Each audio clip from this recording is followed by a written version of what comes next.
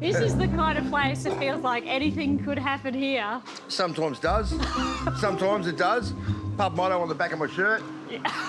Look at these signatures up there too. Yeah. Sometimes we get some people that a bit athletic and want to climb up and sign the ceiling. Walked in the bar, there's about 500 fellas in the bar because I heard there was a new barmaid coming. It was the wildest thing I'd ever seen in my life, and I'm still here. Was it love at first sight? Yeah, for you it was. Yeah, for me it was. So here we are in good old Cracow. Now this place had the reputation of being the Wild West back in the day, but looking around, she's pretty quiet. Unlike Theodore, it doesn't feel like the sort of town where young people would want to stick around.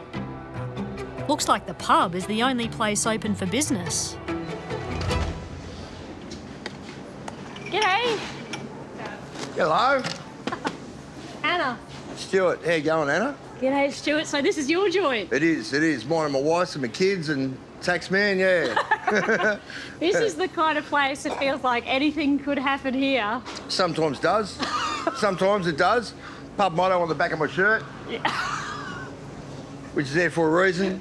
Tell me about this roof. I mean, look at these signatures up there too. Yeah. Sometimes we get some people that a bit athletic and want to climb up and sign the ceiling. How do they actually get up there? What? Oh, we've got a safety policy here under the bar. I can find it for you, but usually it's one drunk person standing on another drunk person's shoulders. Shoulders. Yeah. This is amazing. And I hear you gave a bit of 1-2 in your day. Oh, I used to years ago. Fought in a boxing tent. A fella that used to own the pub. And, So that was Fred Brophy. Yeah. He's a legend in these parts, isn't he? Around All Australia. over. There's the cowboy. He's now deceased. The friendly mauler. Yeah. Did you have a boxing name? Yeah, I was Kid Goanna. Kid Goanna. Oh, there was several Kid Goannas, but yeah, I was Kid Goanna. That's From it. Cunnamulla, apparently. Kid Goanna from Cunnamulla. When Stuart's wife Nikki first came to work at the pub in 2002, she tells me she was in for the shock of her life. Walked in the bar, there's about 500 fellas in the bar because I heard there was a new barmaid coming. It was the wildest thing I'd ever seen in my life, and I'm still here. None of these stuff, the caravan park, none of that was there. It was all just paddocks. There was no registered cars in town. As I said, it should be 1940. But it's 2002. Yeah. Tell me how you both met. Nikki was managing the hotel. I was working for Fred. And we stopped here for 2 nights doing a show run up north. And, yeah, that's when Nikki and I met. Was it love at first sight? Yeah, for you it was. Yeah, for me it was. The couple ended up falling in love with Cracow too.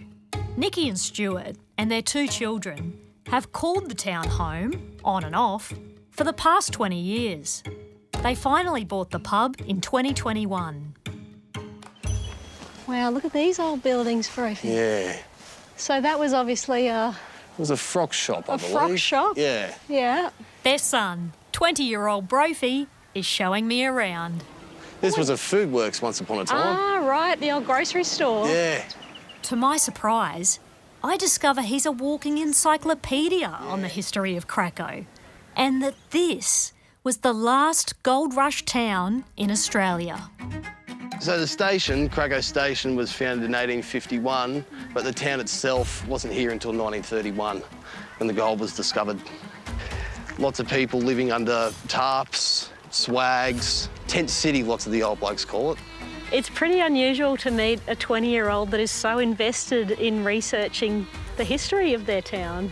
I don't know how you couldn't be when you grow up in a place like this, because you grow up, it's all around you.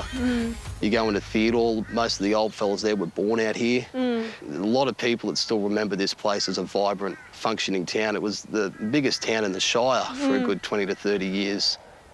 The place emptied out in 1976 when the big commercial gold mine on the edge of Cracow shut down. The town wake was held where else but the hotel bar. Well, it's been home for a lot of years, but she's closed, so I gotta go. But the pub refused to die. It's always survived, even through the hard years. I first moved here, there was 15 locals. And even before that, this pub ran for over 10 years without a liquor licence. It's always survived. Some weeks, like especially come the quiet months, we're flat out keeping our doors open. Yeah. But we didn't buy it to make money. We bought it because we love it and we want to keep it open. Its future seems a bit precarious, so it won't be easy. But Brophy hopes to run this quirky pub one day, and he has big dreams for Cracow. Put the place on the map and not only get it known amongst the Australian psyche, but get it respected for its history, because it was the last gold rush town in Australia. Like so many of the young people I've met on this trip, where there are challenges, Brophy sees opportunities, and he has no plans to leave the bush. I got a deep love and respect for this place. It's home.